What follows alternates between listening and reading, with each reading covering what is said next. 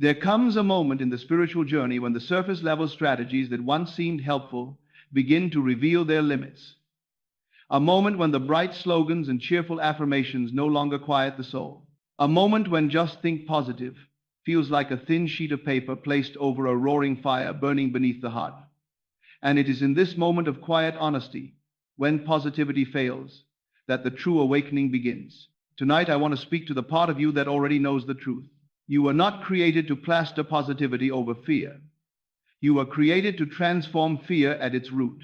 The teachings of Christ, the laws of consciousness, the wisdom of mystics across centuries do not call you to be artificially cheerful. They call you to be aligned. They call you to be rooted. They call you to be in possession of your identity, not floating upon the surface of emotion, but anchored in the divine reality that births all things. Positive thinking alone cannot do this. And for many, it becomes the very barrier to manifestation, because positive thinking, when misunderstood, becomes a mask of performance, a spiritual bypass that prevents you from entering the deeper chambers of the self where transformation truly occurs. So let us walk together into the heart of the matter, gently but truthfully. Let us move through the illusion of positivity and into the power of identity, the power Christ demonstrated, the power Neville Goddard articulated, the power that governs the very structure of reality. Breathe deeply. Allow your inner world to settle. Let the mind grow quiet, like a lake smoothing after the wind. For what we are entering is sacred. Positive thinking blocks manifestation when it becomes a substitute for embodiment. You repeat the words, but you do not become the truth behind them. You say, I am blessed, yet your inner state trembles. You say, I am healed, but you still carry the identity of the unhealed. You say, I am prosperous, yet the vibration of lack sits heavy in your chest. The problem is not your intention. The problem is the disconnect between the words you speak and the identity you inhabit. Words do not manifest. Identity manifests. This is why Jesus never said, speak positive, but instead said, according to your faith, be it unto you. Faith is not a mood. Faith is not cheerfulness. Faith is not a motivational moment. Faith is identity aligned with divine truth. Faith is assuming the state of the one who already has what they seek, not pretending, not forcing positivity, but entering the feeling of fulfillment until it becomes your nature. Neville Goddard expressed the same truth through different language. You do not attract what you want, you attract what you are. And what you are is not defined by words repeated mechanically. You are defined by the state you occupy, the state you return to in silence, the state that lives beneath your smile, the state that shapes your imagination when no one is watching. The world does not respond to your positive phrases.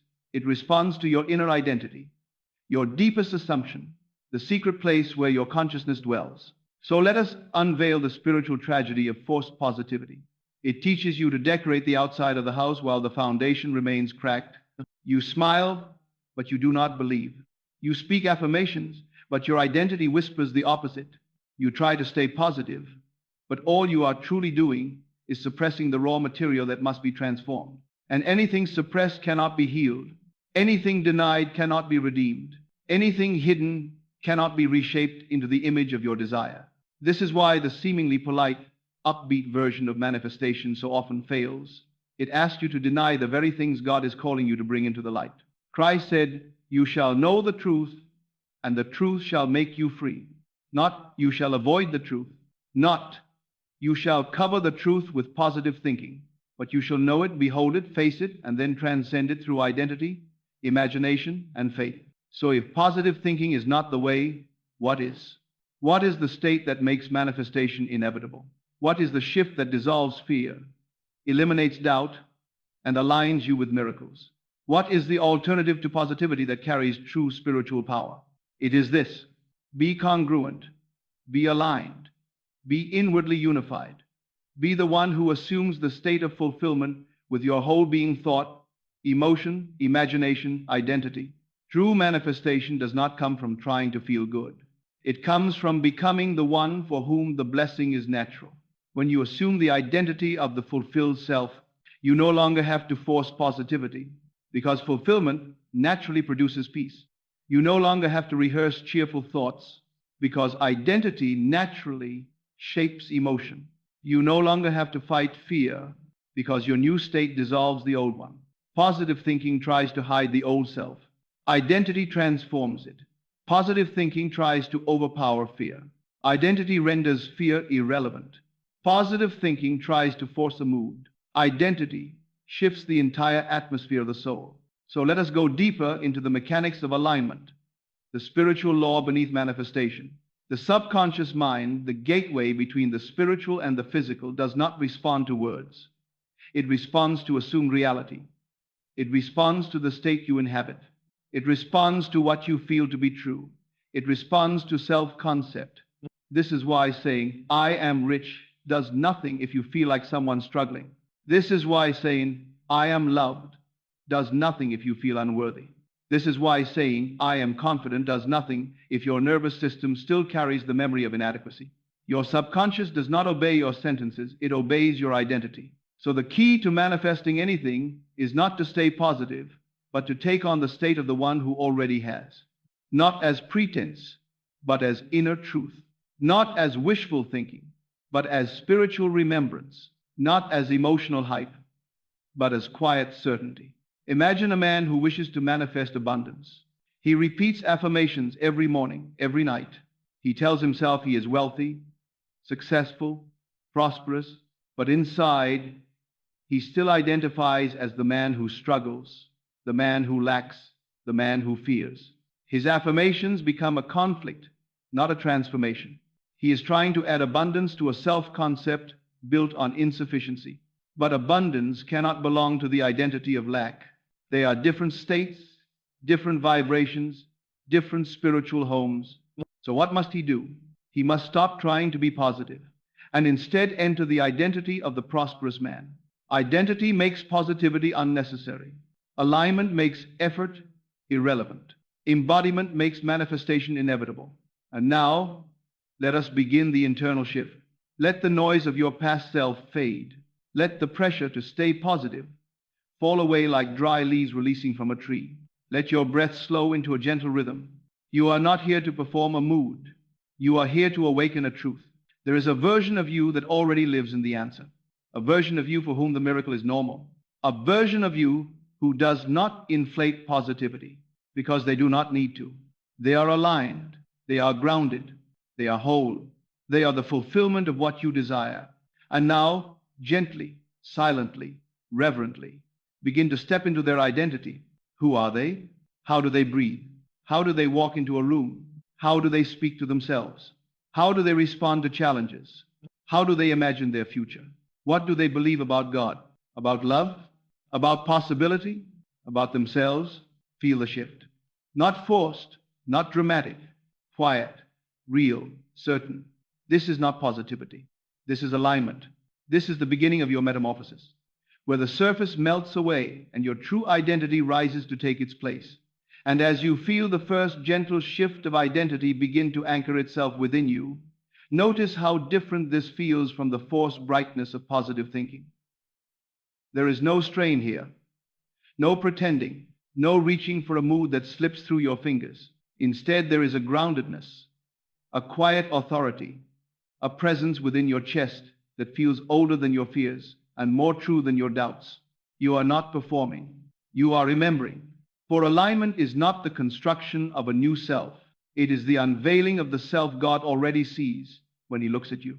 It is the self your spirit has been whispering about for years, the self beneath the layers of striving and self-negotiation. And as this deeper identity rises, the very structure of your inner world begins to change. Your thoughts slow, your breath deepens, your nervous system relaxes, recognizing safety from within rather than seeking it from the world.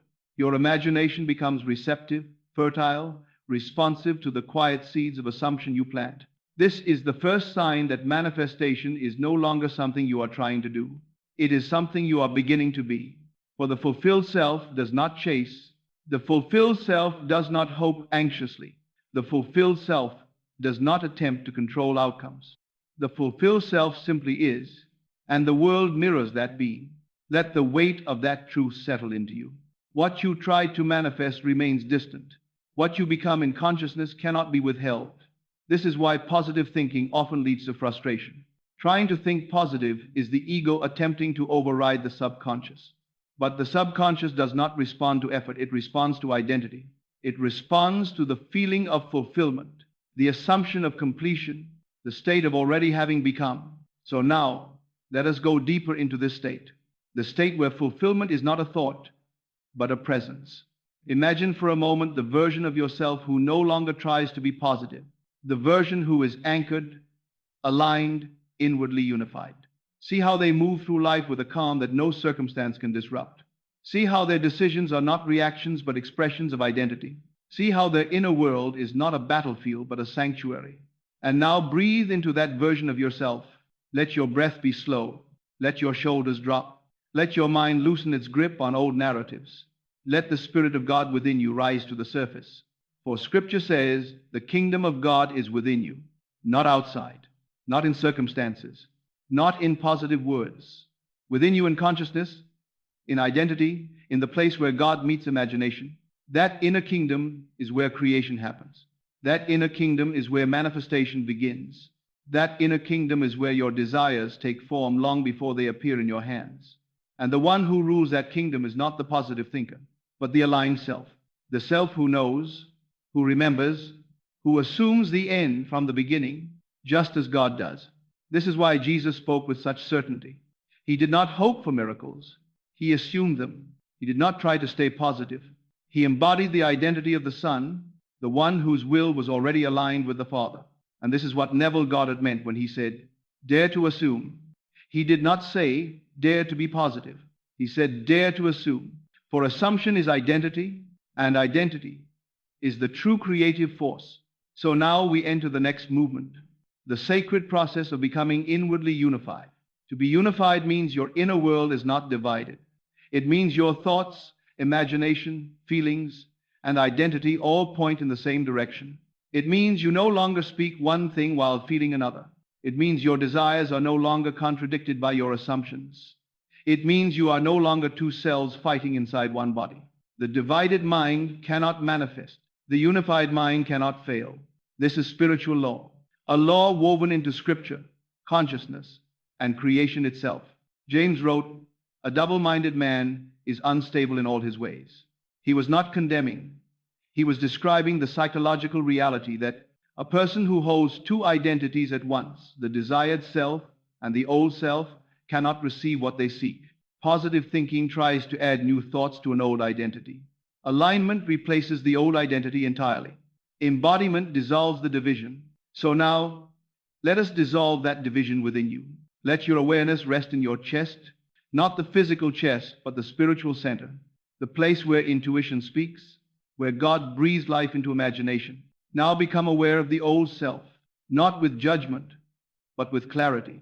See the self who depended on positivity to survive, the self who tried to outrun fear by covering it with cheerful words, the self who clenched their mind like a fist, hoping positivity would override their deepest insecurities. Thank that self. It did its best. It protected you in the only way it knew how. But acknowledge now that you have outgrown it. The season of forced positivity is over. A new season of identity is beginning. Now, invite the fulfilled self to step forward. Feel their presence. Feel their certainty. Feel their groundedness. Feel their familiarity. This is not a fantasy. This is the part of you God has been leading you toward. This is the self that already exists in the spiritual realm, waiting only for your acceptance. Let the two selves stand before you. The old one, built on effort, and the new one, built on alignment. And now choose, not with pressure, not with drama, with calm, simple willingness. I choose to be the one who already has. Feel the shift. Feel the merging. Feel the old self loosening its hold. Feel the new identity settling gently into place. This is not positivity. This is rebirth. This is not emotional hype. This is spiritual transformation. This is not trying to manipulate reality. This is honoring the divine law within you. Now, let the breath deepen once more. Let gratitude rise, not as a performance, but as a natural result of alignment. You are not forcing anything. You are remembering everything. For manifestation does not come from trying to feel good. It comes from becoming the one for whom the good is inevitable. You are stepping into that inevitability now. You are stepping into the flow of divine law. You are stepping into the identity that makes the impossible ordinary. And this is only the beginning. And as you settle into this new identity, notice how your inner landscape is changing. There is a softness where tension used to live. There is an openness where resistance once hid. There is a quiet, unwavering confidence rising within you, not because you're trying to create it, not because you're forcing yourself to feel it, but because alignment produces confidence the way dawn produces light. When you inhabit the fulfilled state, confidence is not a choice. It is a symptom. It is the natural expression of a consciousness no longer divided. It is the fragrance of a soul at rest in its own truth. This is why Christ moved with such ease. He did not struggle to believe. He knew. He knew who he was. He knew the authority within him. He knew the unity between his consciousness and the Father. He could speak to storms, speak to sickness, speak to lack, not because he practiced positive thinking, but because his identity and his spiritual authority were one. Neville Goddard said it in simpler words. You must dare to assume you are what you want to be, and go on in the assumption that it is so. I beg. To dare in this sense is not to strain. It is to accept, not to hide yourself, but to inhabit yourself, not to act positive, but to assume the identity that makes positivity unnecessary. You are beginning to understand this now. You can feel the difference. You can feel the truth of it vibrating in your cells. Positive thinking tries to change emotions. Assumption changes identity and emotions follow. Positive thinking tries to make you feel empowered. Alignment makes you be empowered. Positive thinking tries to produce a temporary mood. Embodiment creates a permanent state, and manifestation flows from state, not mood. So allow yourself to fully enter this next movement, letting go of the need to feel positive. You will not manifest by forcing happiness. You will manifest by assuming fulfillment. Fulfillment generates peace, not hype. It generates groundedness, not excitement. It generates quiet inner knowing, not emotional fireworks. This is the peace Jesus spoke of when he said, "My peace I give unto you, not as the world gives." The world gives emotional spikes. God gives identity. Identity gives manifestation. Now let's step even deeper into the realm where consciousness and science meet, where the principles of faith intersect with the laws of the mind. Modern neuroscience has discovered that the brain does not change through positive thinking. It changes through identity encoding. When you repeatedly embody a state, not just think about it, not just speak about it, but feel it as who you are, your brain rewires itself to support that identity. Your imagination instructs your biology. Your identity instructs your nervous system. Your assumed reality instructs your subconscious. Your subconscious instructs your behavior. Your behavior instructs your environment. Your environment reflects your identity back to you. This is the chain of manifestation, not from mood to miracle, not from hype to harvest, but from identity to expression. And here is the spiritual parallel that completes the picture. Scripture says, "Be transformed by the renewing of your mind." This doesn't mean think happy thoughts. It means renew your identity until the outer world conforms. Renew your mind to the fulfilled self. Renew your heart to the assured outcome. Renew your imagination to the completed desire. Renew your self-concept to the one God intended you to be. And the transformation becomes inevitable. Now bring your awareness inward again, into the sanctuary of your being. Feel the presence of the God who lives in you, not as a distant figure, but as the creative intelligence animating your breath, shaping your intuition, speaking through your imagination, inviting you into the next version of your life. You have been trying to manifest through emotion. Now you will manifest through identity. Emotion is unstable. Identity is eternal. Emotion fluctuates. Identity anchors. Emotion tries to convince. Identity simply is. So now, envision the fulfilled version of yourself once more. Not lightly, not as fantasy, but as your true self, the self God sees, the self divine imagination created, the self who exists in potential, waiting to be chosen, waiting to be embodied, waiting to be accepted. This version of you does not fight to stay positive. They do not force a smile. They do not perform happiness. They simply dwell in a reality where the thing you desire has already been realized. And because it is realized, they radiate peace, Feel that peace move through you now. It is gentle. It is steady. It is quiet. It is confident. It is yours. This is your new baseline. This is your new inner home. This is the atmosphere in which manifestation takes root and blossoms. Now allow yourself to merge with that fulfilled identity. Feel the shift, not dramatic, not loud, but subtle and permanent. A soft click, a spiritual alignment, a becoming. You no longer imagine the fulfilled self. You are the fulfilled self-imagining. You no longer seek the manifestation. The manifestation is now seeking you. This is the great reversal. The moment you cross the threshold from seeker to possessor, from hopeful to certain, from positive thinker to embodied creator, and as this identity settles into your subconscious, your external world will begin to reflect it in ways that feel like divine choreography. Not because God suddenly decided to bless you, but because you align with the blessing that was always yours. This is where the impossible becomes natural. This is where the unseen becomes visible. This is where identity creates what effort never could. And from here, the script deepens even further. And now that you stand in the first true alignment of identity, breathe gently and allow this realization to expand. Not through effort, but through inevitability. For once the spirit grasps truth, it does not cling to it, it grows into it. It stretches into the new form, the new consciousness, the new self.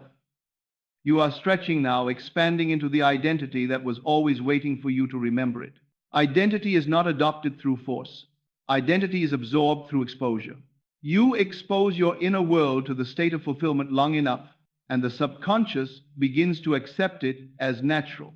This is why imagination is not a childish escape. It is the mechanism of spiritual creation. It is the language God uses to communicate potential. It is the medium through which you receive the shape of your future. Your imagination shows you who you can become, and your identity becomes what you dare to assume. Positive thinking cannot accomplish this.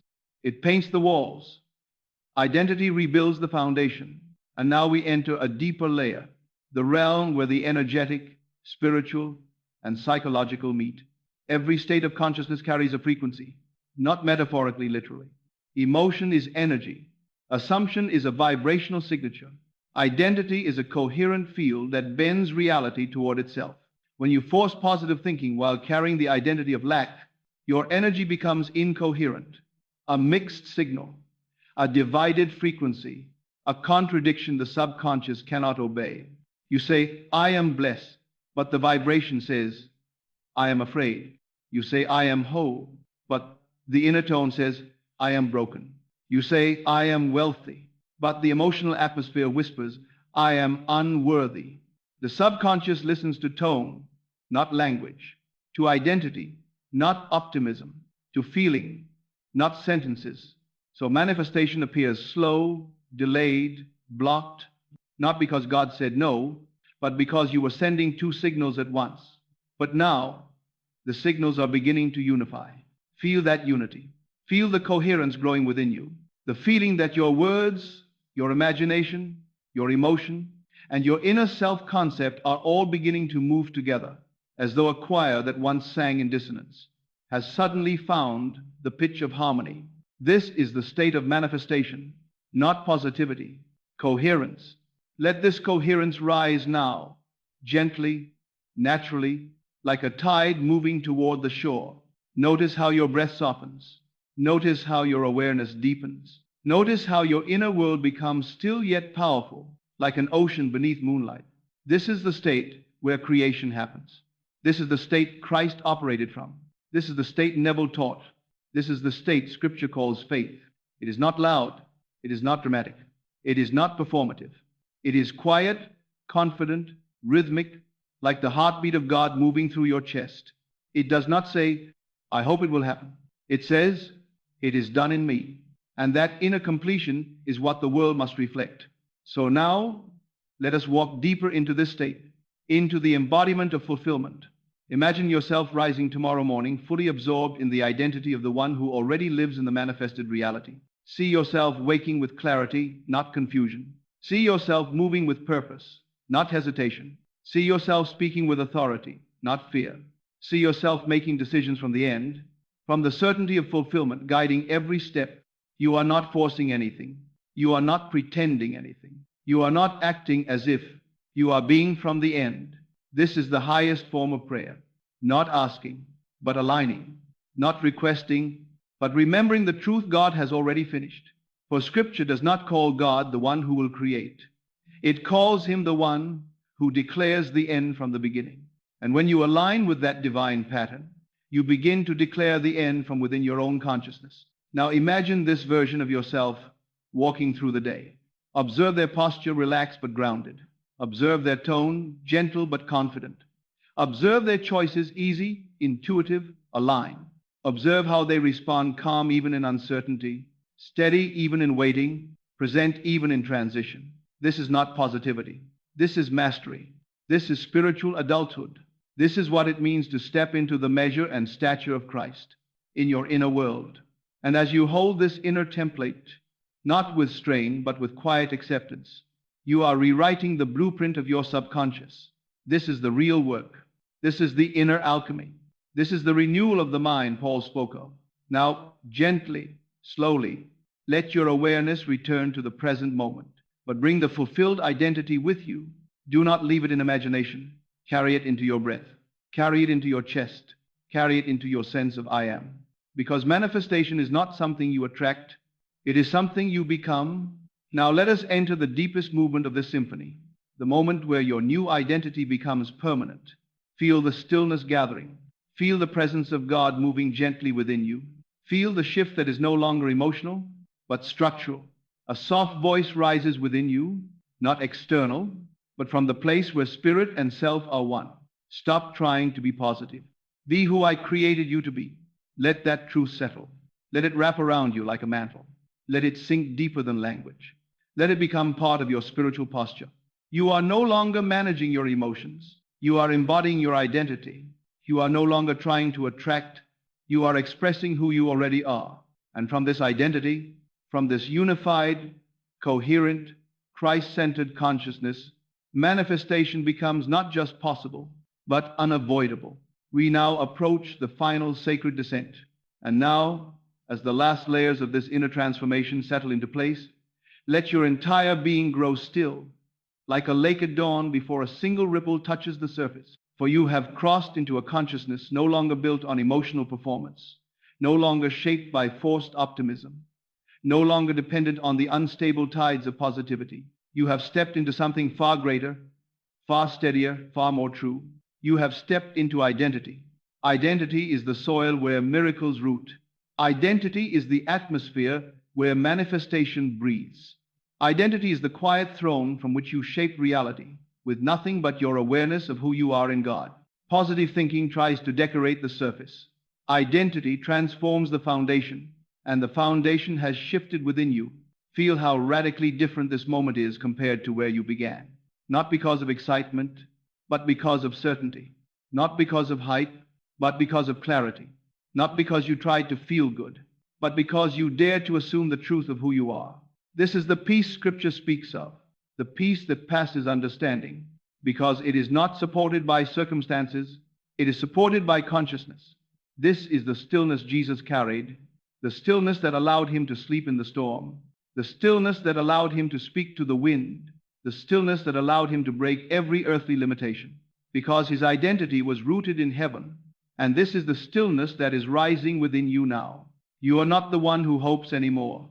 You are the one who knows. You are not the one who strains to believe. You are the one who embodies belief. You are not the one who chases alignment. You are the one who walks in it. You are not the one who tries to be positive. You are the one who is whole. Feel the difference between these two states. One is fragile. The other is eternal. One breaks under pressure. The other becomes sharper, clearer, stronger. One depends on external conditions. The other depends on truth. And the truth is this: your identity in consciousness is the most powerful force in your life. It overrides doubt. It dissolves fear. It transcends logic. It rewrites patterns. It restructures the subconscious. It aligns the unseen until the unseen becomes seen. Now take a slow, sacred breath. Let it fill your lungs like light entering a cathedral. Let it exhale as though your entire being is releasing the last remnants of the old self, the self who tried so hard to feel worthy, The self who tried so hard to maintain positivity. The self who tried to manifest through effort instead of through alignment. Let that old version fall away. It has served its purpose. It has carried you as far as it could, but it cannot enter the next chapter. It cannot walk through the doors that are opening before you now. Only the aligned self can. Only the fulfilled self can. Only the coherent, unified, Christ-centered self can. So in this final moment, let a single truth rise from within, not spoken from the mind, but whispered from the Spirit. I am the one who already is. Feel how those words settle in your chest like a stone of certainty. Feel how they echo through your imagination like a bell. Feel how they reshape your breathing, your posture, your sense of possibility. You are not becoming. You are remembering. You are not reaching. You are receiving. You are not trying to stay positive. You are living from fulfillment. And as this identity becomes your home, life will begin to reflect it. Quietly at first, then unmistakably, then overwhelmingly. Doors will open because identity opens them. People will shift because identity shifts them. Resources will move because identity pulls them like gravity. The world will harmonize with the state you occupy, for it is law, divine law, consciousness law, the law written into the fabric of creation. You do not manifest what you think, you manifest what you are. And now you are aligned. Let one final breath seal this truth into your spirit. Inhale the wholeness. Exhale the striving. Inhale the certainty. Exhale the pretending. Inhale identity. Exhale positivity. For you no longer need the performance. You carry the truth. Walk from here as the fulfilled one. Walk from here as the aligned one. Walk from here as the one who no longer must force belief, because belief has become your nature. And may your life echo this final, sacred knowing. Manifestation does not come from trying to be positive. Manifestation comes from becoming the truth God placed within you before the foundation of the world. Go now in that truth, go in that peace, go in that identity, and let the world reveal what your spirit has already become. The world around you will teach you to labor, to grind, to sweat and suffer and sacrifice, all while secretly despising those who seem to attract wealth without lifting a finger. And yet, those very ones who walk lightly, who receive quietly, who never shout or strive, are living in obedience to a deeper law. They understand that money is not a wage, it is a reflection. It is not earned by sweat, it is pulled by frequency.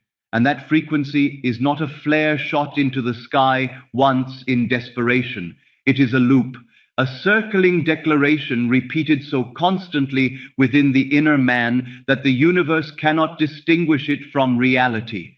You have been trying to reach wealth with your hands, but your hands are not where the power lives. It lives in your self-concept, and that concept is not built by knowledge. It is built by repetition. What you whisper when you wake, what you mumble as you fall asleep, what you feel in the hollow of your chest when you see someone else living the life you say you desire. These are the loops, these are the cycles, and they form the mold into which life must pour itself.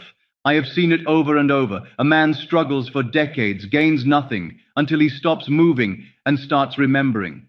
A woman who works 10 hours a day can't pay her rent, yet her neighbor speaks one phrase in silence, holds it, and the checks begin to appear. Why? Because the law does not honor the loud. It honors the loop. It honors the identity spoken without break. This is not about laziness. This is not about doing nothing. It is about recognizing that all doing flows from being, and being is established by the loop you refuse to release. The one you speak beneath effort, beneath action, beneath all external striving. That is what draws your life toward you. Not chance, not merit, not intelligence, but the consistent echo of your assumed self. So today I ask you not to work harder, but to loop better. Find the phrase that belongs to the future version of you, and do not repeat it with force, but with reverence. Let it spin like gold within you. Let it hum beneath your breath. Let it become your resting rhythm, because the ones who receive do not chase. They remember, they loop, they become. There is a loop you've been speaking for years and you didn't even know you were doing it. It hides itself beneath your reactions. It cloaks itself in ordinary moments, when you sigh after checking your balance, when you think of bills with quiet dread, when you see something beautiful and whisper, I can't afford that. These aren't stray thoughts. These are rituals, tiny incantations, repeated without ceremony, yet soaked in belief, that become the architecture of your world. You weren't born poor. You were trained to loop poverty. You weren't born in lack. You were taught to rehearse it, to fear it, to memorize its vocabulary until it replaced the divine rhythm within you. And that loop, once installed, requires nothing more than your agreement to keep spinning. You wake, and it begins. It's not enough. You check, and it whispers, this won't last. You hope, but your hope is diluted by the shadow thought. Something always goes wrong. You've been loyal to a loop that hates you, and it has been loyal to you. Because the law is never unfaithful. It doesn't ask whether the loop is good or bad, worthy or unworthy. It simply returns what you send. And when you send need, it returns more needing. When you send worry, it echoes more reasons to worry. When you silently repeat the assumption that you must strive for scraps, the mirror forms exactly that. The loop is not neutral. It is a frequency with gravitational pull. And you are not just a thinker, you are a transmitter. You are sending your assumptions out like seeds every moment of the day. And the soil of life, being perfect and indifferent, returns them multiplied. It is not your fault that you've been looping the wrong sentence. This world made sure you would. It trained you to repeat lack with emotion, with story, with inherited shame. But the moment you see it, the moment you recognize the pattern and name it, the spell begins to break. Not because you tried to break it, but because awareness dissolves illusion. So now I ask you to pause, just for a breath. What is the sentence beneath your silence? What is the loop beneath your labor? What is the identity that animates your speech, your planning, your expectations? Because until that loop changes, the numbers will not. Until that rhythm is reversed, the results will echo the old self. You do not need to work harder. You do not need to fix your finances. You need to exit the loop that has been speaking over you for years, the one you never chose, the one you're finally ready to rewrite. Do not be deceived. Money is not your source. Clients are not your provider. Jobs are not your foundation. These are shadows, projections, outer forms taken by something deeper. The true source of your provision is imagination, and until you bow to that inner truth, you will serve pharaohs who never had real power. The outer world is not the master. It is the mask worn by the inner word. You've been applying for jobs, selling your time, building funnels, fixing your budget, not realizing that none of it matters until you report to the only true employer. And your employer is not impressed by credentials. He does not care for your resume. He waits in silence beyond all striving for you to assume the posture of the one who has. It is your imagination that pays you. It is your imagination that promotes you.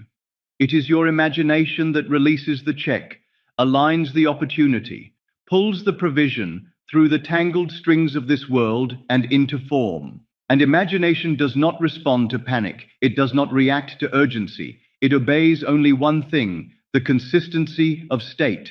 Neville said, all transformation begins with an intense burning desire to be transformed. But this desire must not be external. It must not seek results. It must become identity. You must assume the feeling of the wish fulfilled as now, not in the future, not if everything lines up. Now, because imagination does not create what you want, it creates what you are. When you loop the words, I am now the one who receives without effort, you are not trying to convince anyone. You are issuing a command to your subconscious, and the subconscious, being divine and obedient, goes to work without your supervision. It reassigns roles. It stirs up movement in others. It brings you into alignment with realities that have always existed but were inaccessible to your old identity. Imagination is not fantasy. It is the divine machinery beneath all fact. You can keep acting from scarcity, keep repeating the patterns of stress, keep trying to hustle your way into peace, or you can go directly to the source and declare your new position. And once declared, you do not beg, you do not look for proof, you receive your appointment with silence. Do not work for what you've already been given. Do not ask the shadow world to confirm the power of your spirit. Stand still and know that imagination is your only true employer. And today, you got the job. You are not far. The door is not locked. The code is not hidden. It was never outside of you. The secret is not in what you earn, or how much you strategize, or what method you follow. It is in what you say when you are still. Because wealth does not arrive through effort. It arrives through a loop, spoken softly and faithfully in the chamber of your inner man. One phrase, one frequency, infinite return. Let this be the loop. It comes to me easily, always. Say it, not as a hope, but as a tone. Not as a spell to force the world, but as the remembrance of who you are. Let it echo, not with urgency, but with knowing.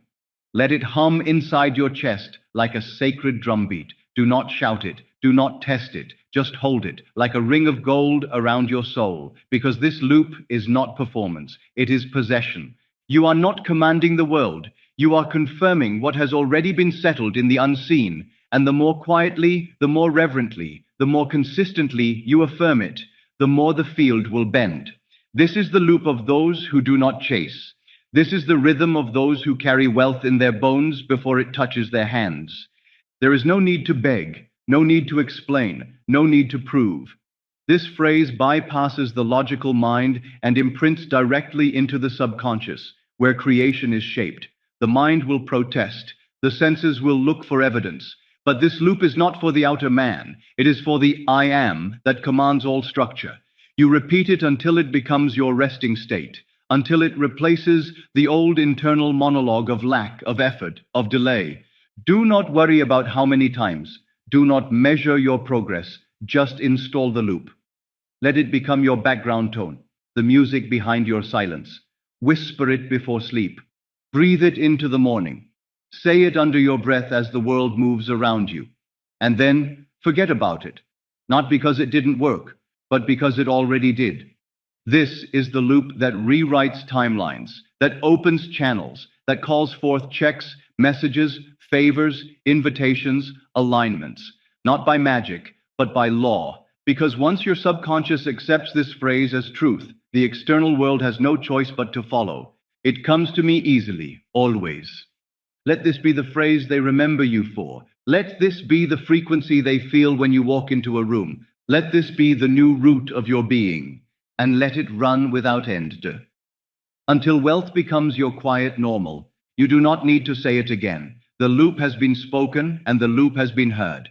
Now comes the sacred phase most ignore, the phase of containment. To hold the word, not in repetition, but in vibration. Not in striving, but in stillness. Because once a truth is planted in the soil of consciousness, any movement to prove or protect it is a sign that you have not yet believed.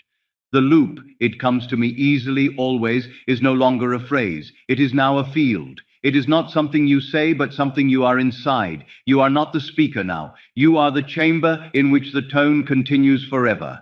And like any sacred temple, this chamber must be protected from noise. This is where silence becomes strategy. This is where stillness becomes law. In your old world, silence meant waiting.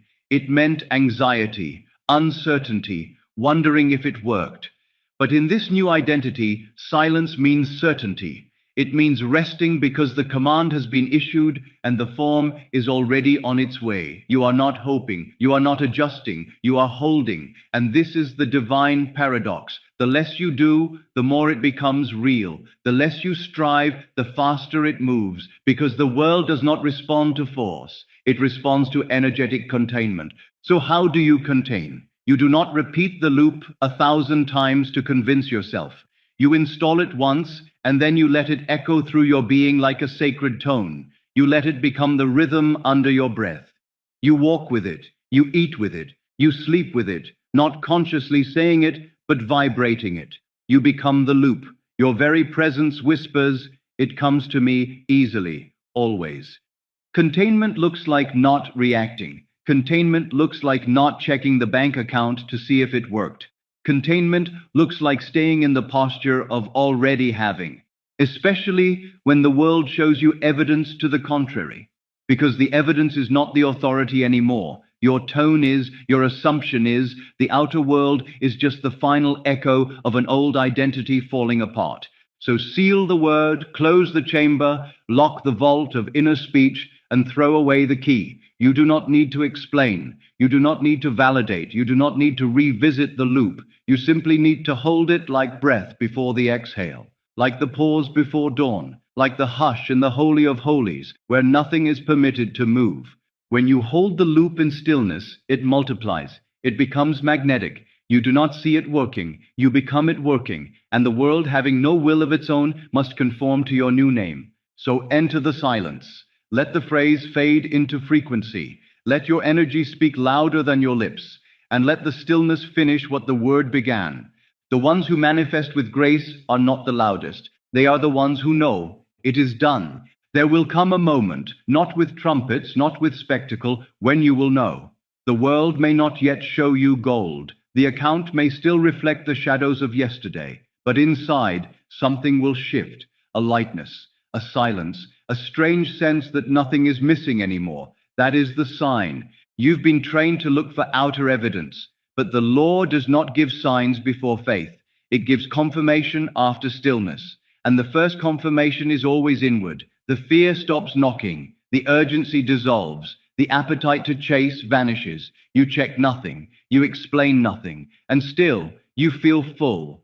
This is the real-time sign, emotional neutrality, where there once was panic. You used to clench when bills arrived. Now you smile. You used to dread the question, what do you do? Now you answer it with a different frequency. You no longer respond to the world with the need to get. You respond as one who already has. You'll know the loop is working when the outer world begins to lag behind you, when it can no longer keep up with the calm you now carry. The universe, bound to its faithful delay, begins reordering things to match a tone it has never heard from you before. People text you from nowhere. An invoice is paid ahead of time. A gift shows up without asking. The numbers don't make sense, but they rise. The calls you stopped hoping for suddenly arrive. These are not miracles. These are reflections, mirrors of the tone you now wear. Do not downplay these shifts. Do not say it's just coincidence. That is the old loop trying to survive. Instead, bless the sign. Recognize the new rhythm forming in your field. When a coffee is gifted, smile, because it is not small. It is symbolic. When a bill disappears, don't say, what luck. Say, of course, because the loop you installed is now speaking without your help. It is shaping your environment, and your only task is to continue walking in the identity that caused it. Even more powerful, you will notice the absence of your old reactions. You no longer vibrate with fear around rent. You no longer contract when someone speaks of wealth. You no longer identify with the one who needs.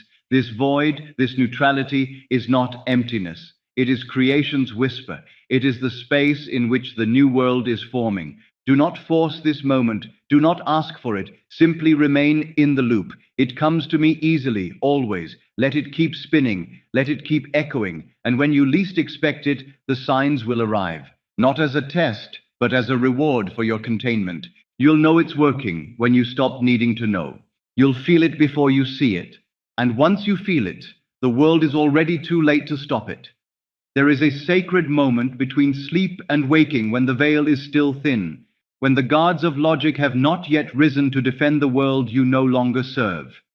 It is in this moment that you must act, not with striving, not with scrolling, not with the hunger of the outer man, but with remembrance, because the day does not begin with movement.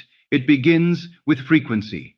The moment your eyes open, the world will try to seduce you into re-becoming the one who fears. It will offer you numbers, stories, projections, deadlines, but you must not accept its invitation. Before you check your phone, before you open your inbox, before your feet touch the floor, you must anchor the loop again, not as a new desire, but as the continuation of your tone.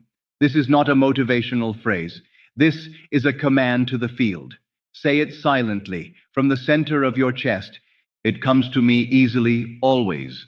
Not to create, to confirm, not to ask, to stabilize. You are not repeating out of need, you are resounding out of truth. This phrase must become your morning name. Before anyone calls you anything, before the world reminds you who you used to be, you must claim yourself. The loop is your inheritance, your shield, your rhythm, and the morning is when the foundation is poured. If you wait, the frequency of others will hijack your day. If you delay, the fear of others will shape your atmosphere. So you rise, softly, surely, invisibly, and you speak the loop like a flame on the altar. Do not just say it, wear it. Let it move your limbs. Let it breathe your breath. Let it shape your thoughts before they form. And then walk through the day, not as one who hopes, but as one who carries. You are now a vessel of inevitability. The money is already on its way. The resources are already shifting. The people are already being stirred to bless you. You do not need to orchestrate. You only need to hold tone. If you forget, return. If you drift, restart. Do not punish yourself for slipping. The power is not in perfection. The power is in returning quickly to the loop. The morning is not just a beginning. It is a mirror. And when you begin with frequency, the day bends accordingly. Let no one else dictate your vibration. Let no alert, no number, no headline define your posture. The field is listening before the world starts speaking. And when it hears a consistent tone, held before coffee, before conversation, it has no choice but to conform. You do not begin your day by reacting. You begin your day by creating, and you create not through effort, but through tone. So say it, breathe it, be it. It comes to me easily, always. And then rise, already answered. There comes a point in your unfolding where the chase dissolves, not because you have caught what you sought, but because you have finally remembered that it was never running from you. The money, the ease, the flow, they were not hiding. They were waiting for you to stop proving, stop performing, stop searching, because only then could you become the one who no longer needs to become. Only then could you live from the frequency of I already am. Chasing is the language of the orphaned self, the version of you that was never told you are enough, the identity built on waiting, the posture of hoping something will save you. But the one who does not chase, he does not wait, she does not strive. They walk already answered. Their tone precedes them. Their atmosphere commands reality without effort. They are not passive, but they are anchored. You are that version now. You no longer chase clients. You no longer chase timelines. You no longer chase validation. You have remembered the truth Neville whispered over and over. Assumption hardens into fact. And so you assume not to test, but to reign. You speak not to convince, but to declare. The world is not outside of you. It is downstream, and your inner state is the headwaters of everything. This is the final identity command. I am now the one who does not chase. You say it not to detach. You say it to confirm that the loop has sealed, that the magnetic rhythm has taken root, and that you now walk in the posture of royalty. Not arrogance, not indifference, but sacred certainty. You hold your frequency like a quiet flame. You smile at delay. You bless contradiction, because you know what's coming can't be stopped and doesn't need to be hurried. You are no longer convincing yourself. You are holding your own court, and the field, being obedient, responds. In this posture, things begin to move without your hand. Messages arrive, resources realign, people remember you at the exact right moment. You are not pulling strings, you are broadcasting tone. And tone, when consistent, becomes throne. So speak it again, not to make it true, but to acknowledge what already is. I am now the one who does not chase.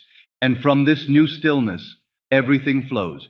You do not need to tell anyone what has shifted. You do not need to post it, explain it, frame it. The field knows. Your tone has changed. And now, as the loop echoes within you and your posture aligns with the one who receives without effort, the final act is not a gesture or a cry, it is a silence. There is a silence more powerful than any affirmation, a silence that does not wait, a silence that does not hope, a silence that walks. When you walk as though it's already yours, you are not pretending. You are remembering. You are not acting. You are returning to the place you never truly left, the throne of your own being, where all things flow from assumption. The world will notice, but say nothing. The questions may come, but say nothing. Let your bank account adjust, your inbox shift, your business realign. Not because you pushed, but because you vibrated from stillness. Let the reality arrive, confused by how calm you are. Let the miracles form, unsure how to surprise someone who is no longer impressed, because they already knew. This is the final command. Say nothing. Walk like it's already yours. Walk into the store as the one who never checks the price. Walk into the room as the one who doesn't compare. Walk into the day as the one who doesn't wonder if it's working. Because you are no longer tracking progress. You are tracking posture. You don't need to tell them what changed. You don't need to advertise the loop. You don't even need to repeat it out loud anymore. Why? Because now you are the loop. Let your energy speak where your words once tried. Let your stillness terrify the noise. Let your peace broadcast what your lips once tried to explain. You are no longer becoming, you have become. The one who receives, the one who walks with certainty, the one who holds tone even when nothing has yet arrived, because you know it's already moving. And if ever you forget, if the noise grows loud again, if the numbers distract, if the shadows return, do not panic. Simply return here, re-enter the chamber. Let the phrase rise from your inner well again. It comes to me easily, always. And then walk. Not to make it happen, but because it already has. Say nothing. Walk like it's already yours. The field is listening, and it obeys tone, not noise. You do not need more time. You do not need another sign. You do not need to feel ready. The very fact that you're here, hearing these words, is the confirmation your spirit has been begging the outer world to deliver. And I say to you now, with the force of the eternal I am, you were never meant to be ruled by doubt. It was not part of the original design. It is not a flaw. It is not humility. It is not realism. It is a lie, a hypnotic trance of powerlessness accepted by a mind that forgot it was God. You have been told to be careful, to be reasonable, to be realistic, and so you assumed that confidence was arrogance, that faith was fantasy, that boldness was sin. But I say to you with holy fire, the real sin is doubt. The real blasphemy is pretending you are separate from the thing you desire.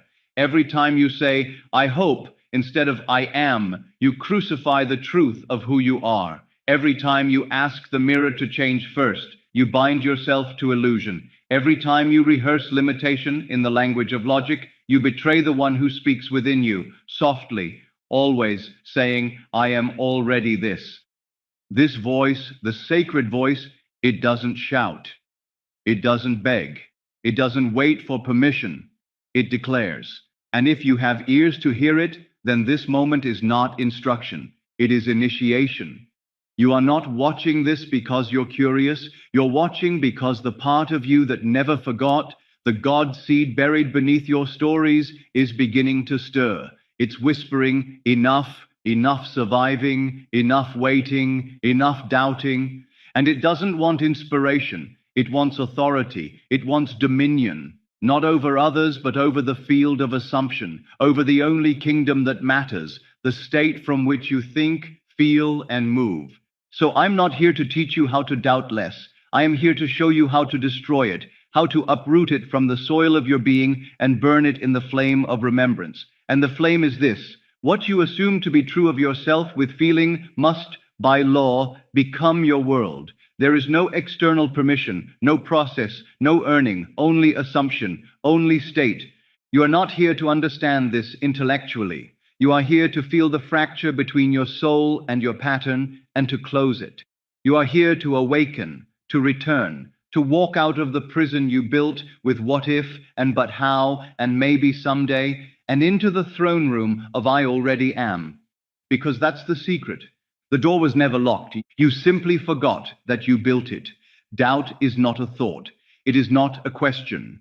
It is not a harmless curiosity. Doubt is a personality. It is a cloak, a frequency, a spiritual costume that you have worn so long you've mistaken it for your skin. And if you feel stuck, if you feel like your manifestations waver and fade, if you feel like nothing ever fully clicks into place, It is not because you're doing something wrong. It is because you're still being someone you are not, the doubter. You speak the affirmations.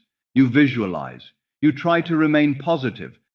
But underneath it all, in the quiet spaces between your efforts, there is a voice. And that voice is not merely thinking, it is being. I don't know if this will work. I hope I can shift this. What if I'm missing something? And you call this realism. You call it being honest. But the law calls it assumption. And the law is not emotional. It does not reward intention. It does not bless hard work. It only echoes who you are being, not on the outside, but in the invisible world of self-concept. And here is the cruel paradox. The longer you wear the identity of the doubter, the more life will reward you with proof that you're right. Because the mirror has no choice. It is not punishing you. It is obeying you. You do not attract what you want. You attract what you are. And what you are is defined, not by your dreams, but by your daily state, your baseline frequency, your default identity. So I must ask you, not what do you want, but who do you think you are? Who do you feel yourself to be when you wake up in the morning, when you walk into the room, when things go silent and there's nothing to perform for? That version, the one you return to without effort, that is the architect of your life. And if that version is still waiting, still hoping, still shrinking around what's realistic, then doubt is not something you deal with. It's something you live from. This is the hidden root of stuckness. It's not failure of technique. It's not lack of knowledge. It is loyalty to a broken identity, a secret agreement with a self that cannot receive what you've asked for. And as long as you stay loyal to that self, even subconsciously, nothing will change, because everything already matches. Doubt doesn't live in the question. It lives in the self that's asking the question. And until you retire that version of you, not fix, not heal, but retire, you will keep cycling through the same energetic echo. Different goals, same self, different actions, same vibration. The form changes, but the frequency stays, because you are not stuck in the world. You are stuck in you. And yet, the most glorious truth is this. The moment you stop identifying as the one who doubts, you stop experiencing doubt.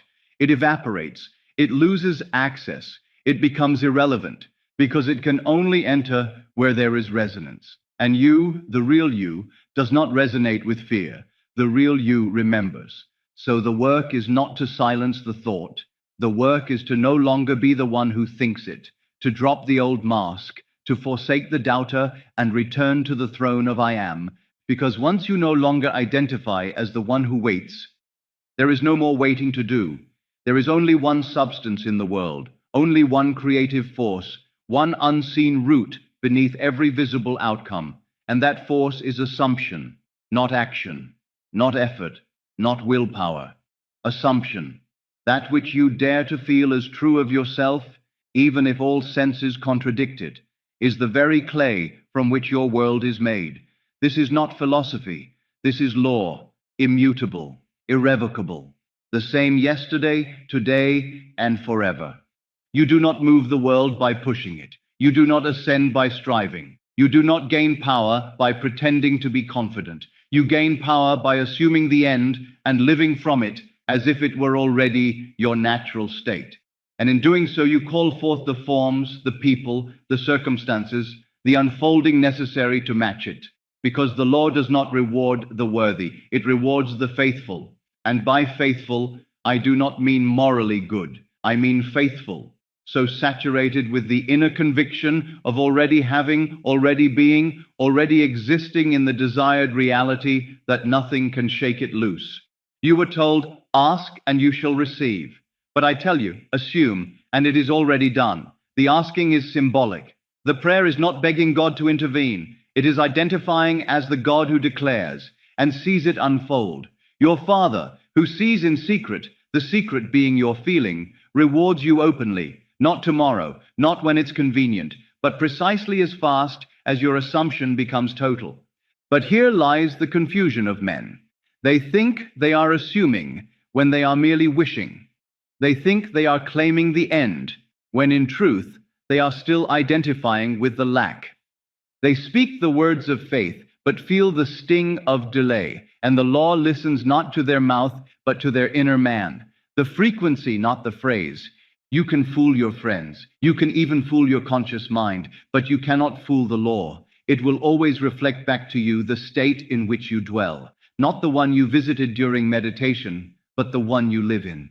The emotional home you return to without effort. That's the true assumption. Not the peak moment, but the default. Not what you shout on stage, but what you whisper to yourself in the dark. So how do you know what you've been assuming? Look around, that's it. Your life is the printout of your persistent feeling of I am. Your relationships, your money, your health, they are not random. They are not trials. They are not punishment. They are feedback. And if you want to change them, you must not fight them. You must change the seed. You must replant the feeling. You must shift the state. This is why doubt is so dangerous, because it interrupts the assumption. It breaks the continuity. It suggests that the end is not certain and therefore keeps you in the limbo of hoping. But the law does not respond to hoping. It responds to being. So I ask you now, what do you dare to assume? Fully, boldly, irrevocably, not in word, but in feeling. Can you dwell in the state of the wish fulfilled without looking over your shoulder? Can you relax into it without asking when? Can you hold it, not with effort, but with knowing? If so, the law has no choice. Your world must obey, because assumption, not doubt, not fear, not waiting, is the one thing that always hardens into fact. Now we come to the hinge, the bridge, the moment of conversion between knowledge and embodiment. For it is one thing to understand the law, it is another to use it, and use it with finality. And the technique I now give you is not complicated. It is not ceremonial. It does not require candles or chants or rituals. It requires only this. The moment doubt arises, the very instant the shadow of what if begins to cloud the mind, you must not argue with it. You must reverse it immediately and assume the opposite with feeling. This is the mental reversal. You do not reason with doubt. You do not explain. You do not reassure it like a frightened child. That is how the old man survives, by pulling you into emotional dialogue. Instead, you become violent in your refusal to entertain it. You sever it mid-thought. You catch it in its first breath and transmute it, not with denial, but with identity. You replace the lie with a stronger assumption. You feel instantly the version of you for whom this fear is already irrelevant. Let me speak this clearly. Doubt cannot survive in a mind that already lives from the end. The moment you return to the state of the wish fulfilled, the very oxygen of doubt is removed. It cannot find footing. It has nothing to feed on. And so you train yourself, not to prevent doubt, but to become so quick in reversing it that it withers before it can grow. Let's say the doubt comes. What if the money doesn't show up? You do not entertain the spiral. You do not run the numbers again. You do not ask for signs. You immediately shift. I am the one for whom provision is automatic. And you feel the tone of that self, not just the thought, but the emotional vibration. You become the version of you who has already moved beyond the need for proof. And then you walk as that one. You breathe as that one. You respond as that one. The trick is not in saying the right words. It's in occupying the right state. The words are only useful if they reflect that state. The trick works because it bypasses the rational mind and enters the field of being. You cannot outthink doubt. You can only out-identify it. And this you do by moving frequency first, logic last. Every time you reverse a doubt into its fulfilled opposite, you claim more ground in the inner world. You build a new reflex. You establish a new identity default. The mental reversal becomes your sword, and you learn to use it without hesitation. At first, you will notice the doubt. Then you will catch it sooner. Then you will interrupt it. Then, finally, it will stop coming. Not because you mastered fear, but because you no longer resonate with the one who doubts. And that is the secret no one teaches. You don't have to heal doubt. You don't have to process it. You don't have to understand where it came from. You only have to no longer be the one who owns it. You let it knock, and you do not answer. You feel it whisper, and you out-sing it. You see its shadow, and you step into light again and again until light is all that's left. This is not trickery, this is sovereignty, this is frequency mastery, this is the law obeyed, and if you do it truly, not once, but as a way of being, doubt will die from starvation, and you will walk, not in effort, but in effortless command. You must become holy ground. You must treat your inner state as sacred, untouchable, set apart from the noise of the world. Because the moment you allow doubt, fear, or contradiction to casually enter, you desecrate the altar of assumption. You vandalize the sanctuary with the graffiti of old identities. And though the world may call this discipline, mindset, or emotional control, I call it what it truly is: consecration. A radical refusal to let what is unworthy of your destiny enter the temple of your being. This is not harshness. It is precision. It is the clarity of one who knows. What I allow within, I decree without. You may not control every thought that arises, but you have full dominion over what you entertain, what you permit, what you nurse into emotional reality. The thoughts may knock, let them, but your inner sanctuary must remain unshaken. Doubt must find no landing strip. Fear must find no open door. You walk as the one who guards the flame. To consecrate the inner world is to say, this space belongs to God, to the I am, and nothing unlike it may stay. And you will feel the resistance to this at first. You will feel the pull to entertain the old story, to emotionally nibble on the familiar poison. But you must become immune, not by effort, but by elevation. You must rise in identity to such a degree that the old frequency cannot reach you. The lazy mind will tell you this is rigidity. The world will tell you this is delusion. But truth speaks softly, and it says, your consistency determines your creation. What you persist in assuming must become your world. Therefore, what you allow to dwell within you becomes the architecture of your reality. Consecration means you stop compromising with contradiction. You stop debating your worth. You stop giving airtime to the inner saboteur. You stop letting your attention wander through swamps and wastelands. You focus, you return, again and again. Not in tension, but in reverence. You hold your state the way a mother holds her sleeping child, gently, fiercely, unwilling to be disturbed. And over time, the sanctuary becomes strong. The mental atmosphere becomes rarefied. You enter a new dimension of calm, not because life got easier, but because you no longer negotiate with what pulls you back. Doubt may knock, but it sounds foreign now. Fear may whisper, but its voice seems childish. You no longer give it weight because you no longer identify with the one who needs it. This is not about pretending life is perfect. It is about remembering that you are the cause, not the effect. You are the source, not the symptom. And so the inner world becomes your first and only concern. You tend to it. You cleanse it. You guard it not out of fear, but out of awe. Because you now know this is where worlds are born. You do not protect your state out of superstition. You protect it because you are finally awake to its power. And power, once remembered, is never casually exposed. Not all doubt wears the mask of fear. Some of it is clever. Some of it smiles and nods and says, I'm just being honest. It dresses up as logic. It pretends to be humility. It whispers through the voice of the well-meaning friend, the cautious parent, the rational mind. And if you are not watchful, you will let it in. Not through the front door, but through the cracks of emotional familiarity. Because doubt does not always scream. Sometimes it sounds like you. It will say, maybe it's not the right time. It will say, I don't want to get my hopes up. It will say, let me just be practical for a moment. But let me tell you this with absolute clarity. Every one of those thoughts is a wolf in sheep's clothing. Every one of them is the old identity reaching for the mic again, trying to soften your stance, trying to dim the light just enough to delay your resurrection. And if you let it, if you call it maturity or balance or realism, you will slowly, quietly hand back everything you claimed.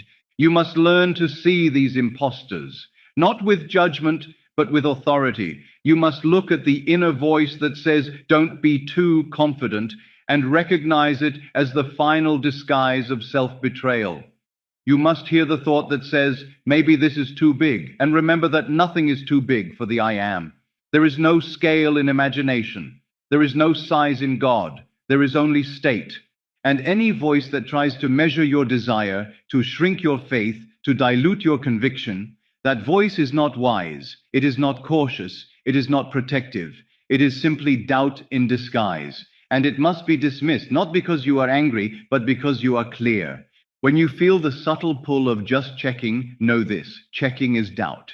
When you feel the urge to seek reassurance, know this: reassurance is dependence. And when you find yourself endlessly analyzing, tweaking, asking others for feedback on your dream, know this: analysis is often the enemy of assumption.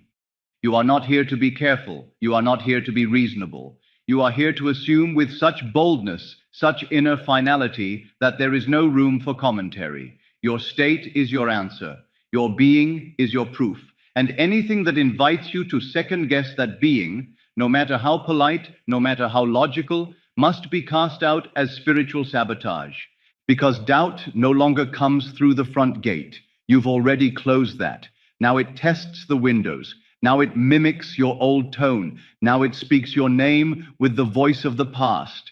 But you must recognize that voice is dead, that self is buried, and you will not resurrect it. You are no longer available for questions about what's already done.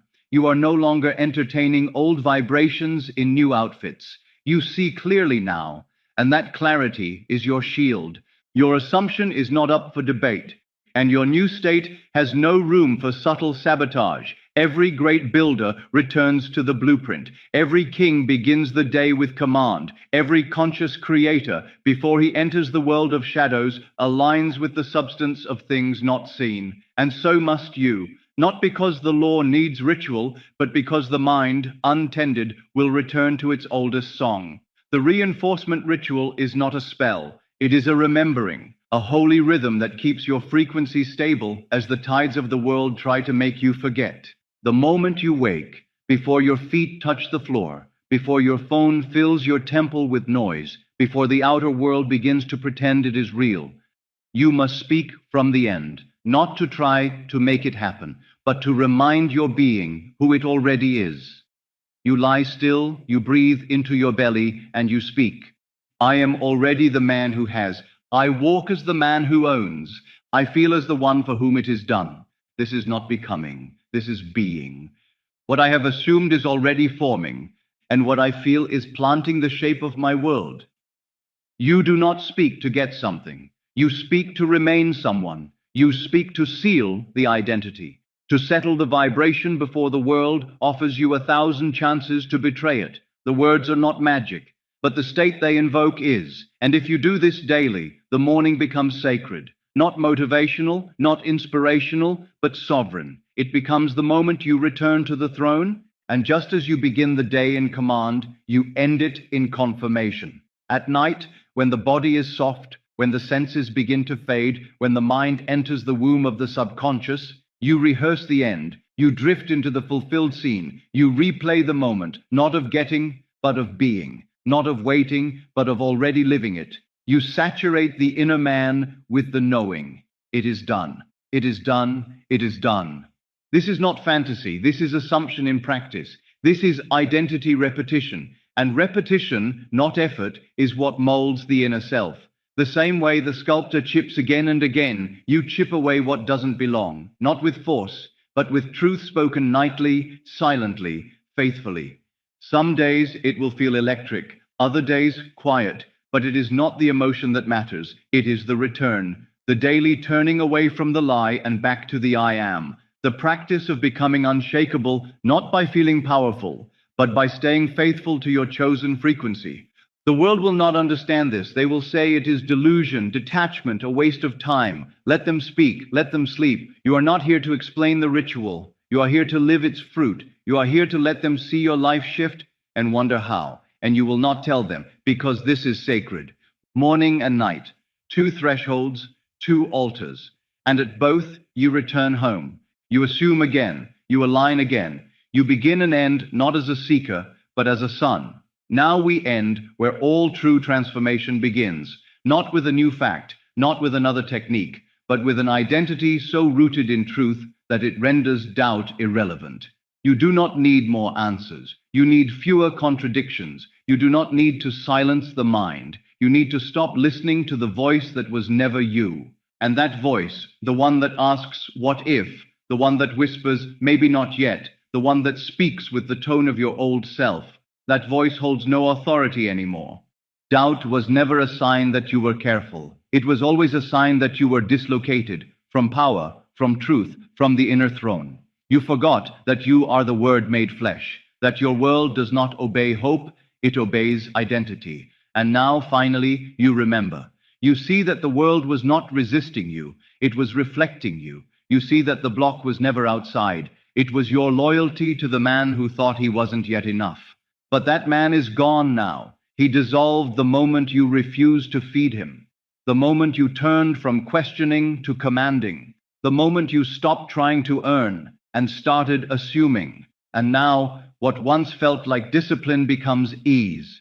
What once felt like effort becomes breath. What once felt like resistance becomes wind at your back. Because you no longer negotiate with the illusion of lack. You live from the end. You speak only from fulfillment. You move only from completion. And when doubt returns, for it may knock again, dressed in subtler clothing, you do not answer. You do not defend your state. You do not explain your faith. You smile silently and walk as if it never called your name, because it didn't, not anymore. Its frequency cannot reach the altitude you now inhabit. You are not hoping, you are not waiting, you are not becoming, you are, and the world is adjusting. Say nothing, there is no need, you are already the vibration, the change has already occurred. You are not here to comment, you are here to command, not with words, but with stillness, not with effort, but with presence. So do not share this video out of excitement. Do not write of your certainty. Let your silence become prophecy. Let your being do the speaking. Walk through this day as one for whom nothing is missing, as one who does not consult the old world for confirmation. Move as if your presence shifts the room. Breathe as if the very air recognizes who you are now. You are the answer. You are the change. You are the fulfilled state walking silently